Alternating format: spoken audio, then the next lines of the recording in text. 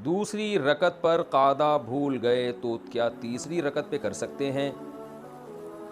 अच्छा भाई, कहते हैं कि जी अगर 4 रकत वाली नमाज में दरमियानी कादा भूल जाए तो क्या तीसरी रकत में कादा किया जाएगा? नीज़ अगर आखिर में सदा सहव कर ले तो क्या नमाज सही हो जाएगी?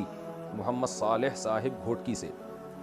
देखिए, 4 सुन्नत मौक़दा आप पढ़ रहे थे या 3 वितर पढ़ रहे थे या फ़र्ज़ नमाज कोई सी भी पढ़ रहे थे 4 रकतों वाली, उसमें अगर आप 2 रकत के बाद बैठना भूल गए और खड़े हो गए तो अब आप पर लाजिम है कि अब आप कादा ना करें, बल्कि आप आखिर में सदा सहव करें।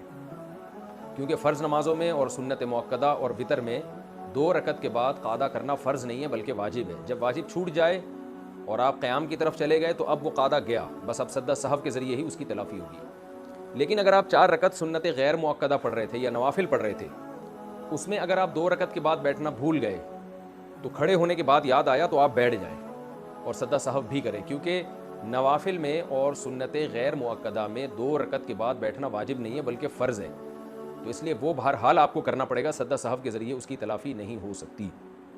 और वो तीसरी रकत में याद आए तो अब तीसरी में ना बैठें, यानी सर्दे में जाने के बाद याद आए ना तो अब चौथी रकत के बाद सदा सहव कर लें, तो ये 2 रकतें आपकी सही हो जाएंगी, 2 ज़ाया हो जाएंगी।